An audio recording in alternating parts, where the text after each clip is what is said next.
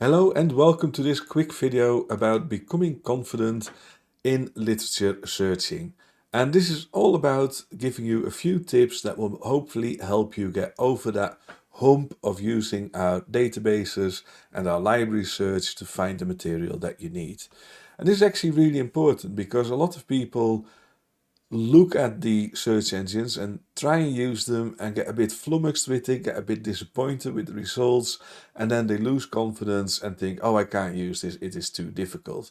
The reality is that we actually try and make it easier for you, and we're not going to look at practical examples in this video, but I'm just going to talk about why we find it difficult and why and how you can become more confident. So the first thing to talk about is why is it daunting to search for literature? And this is something that actually comes all the way back to when books and journals were printed on paper. I hate that I have to say all the way back because it feels like it was yesterday for me. But these days we search digital documents a lot more than we used to search physical documents. And that is because there are way more digital documents created to be digital out there than there were in the past in print. And I don't have the exact numbers, but we're looking at a new document, a new article, new literature being produced every second of the day. And it is non-stop. Publishers produce huge amounts of quality and quantity content that is being pushed out in all these different channels, all these different databases. And it is really overwhelming to try and stay on top of all of those different ways that they do that.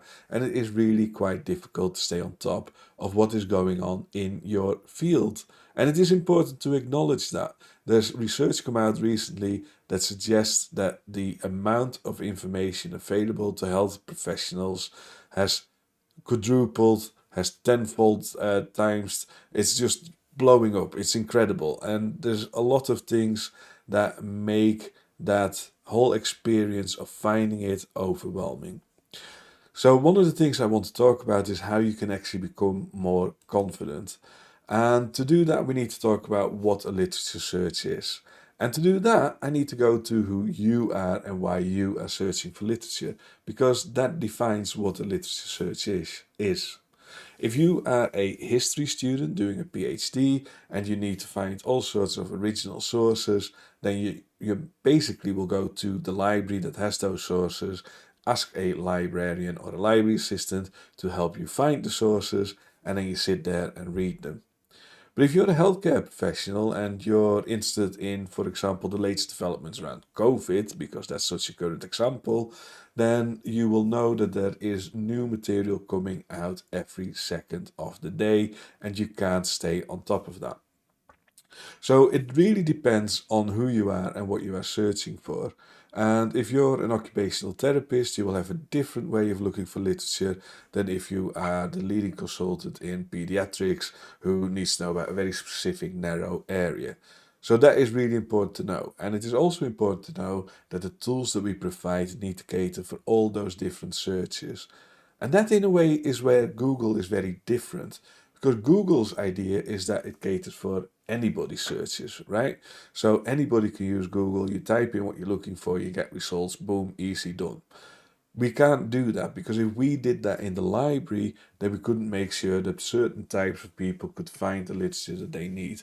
If you are doing a systematic review, your literature search will be very different from when you are doing a bit of, I don't know, an essay for a degree that you are doing at the moment.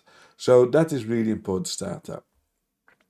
It's also really relevant to know that the library retrieval software is really specialist. We only index material that we think can be useful for you. And when I say we, I mean the whole library and information profession. I have colleagues all over the world whose job is to make indexes, to make everything work, to understand what is going on, to make metadata available, to write abstracts, to write bibliographies. And all that work is coming together in these library retrieval software packages. So at the Knowledge Network, we use Primo, which is one of the leading packages for finding literature, and we have some control over how that works and what we can do with that. So It's always relevant to understand who you are and where you are coming from, and then it is also relevant what the question is. One of the things I encounter quite a lot as a librarian is that people have an idea about something they want to improve, for example. And then they say, well, can you find me some literature on this? Maybe not. Maybe the idea that you've got is quite unique, or maybe the language that you use is very different to the language that someone else uses. So finding literature is not always straightforward. You don't type in a quick Google search to find the literature that you may need. It takes a bit more than that. And that is why you need confidence using these systems. So when it comes to search terms, some matter more than others. And I've used this image of these lovely twins on purpose because we use different search terms if we are different people. And actually, one thing that is really important in a search is to use synonyms and to understand the role of synonyms and terminology in doing a search. So I'm currently working on a very elaborate search for realistic medicine. And to do that, I need to look for person-centered care, but also patient-centered care. I need to look for all the different spellings, whether there's a hyphen between person and centered, whether centered is C-E-N-T-E-R or C-E-N-T-R-E-D. There's a whole raft of different possibilities. I also need to decide at which level those terms matter. But I'm not going to bother you with that because if you're looking at literature at that level, feel free to contact us. The email address is here above, t.librarians@nhs.scot. So feel free to contact me if a search is really complex, then I'm always happy to help you out. But what is really important is that you understand that the language that you use may not match the language that is used by the researchers, by the academics who are working on that particular area. So it is relevant to understand how you can find other search terms. I won't address that in this video, but I will in another video that is coming up shortly, where I look at the importance of mesh terms and how you can make the most of mesh terms. And mesh is M-E-S-H. If you're curious, if you Google it, M-E-S-H terms, it'll take you to the, I can't remember the acronym, but it's a US government health authority initiative where basically librarians and health professionals are creating a list of terms that are universal and that can be applied in similar situations. It's a very powerful tool, and like I said, in the next video we will look at that. So one easy way of thinking about a literature search, and again this is really important, is that searching is a bit of a waterfall. You go from the top to the next stage, the next stage, the next stage, the next stage, until you get what you need to find. And when I work with people and tell them how to use the search, a lot of people stop, right? They put in the search terms that they think are relevant, click search and get 4,000 results and go, what do I do next?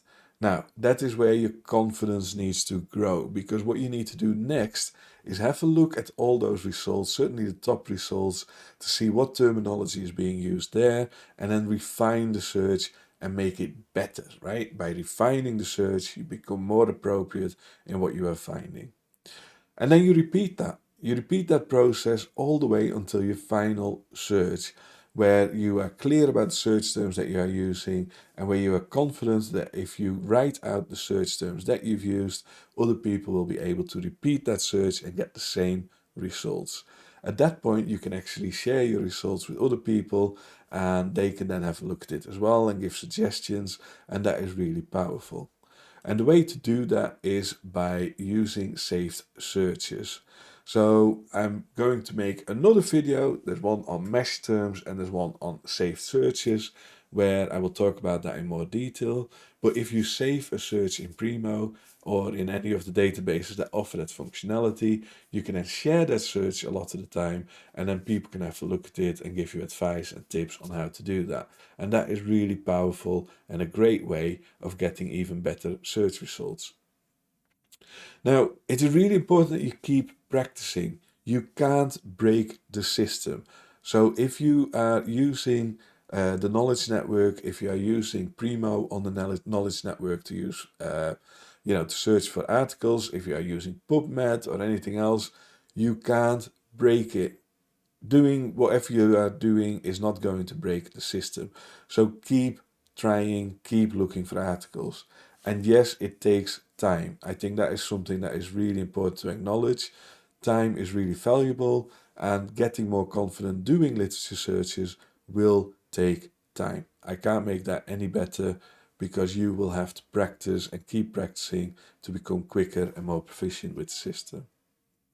The more that you use the search, the more familiar you will become, not just with the search functionality, but also the terms that are being used.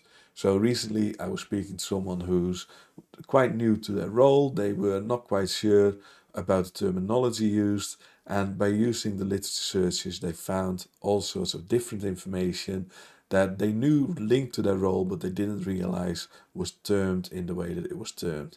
And that can be very powerful. And the more familiar you become with your role and the terms used in that role, the better you become at finding the literature that you need.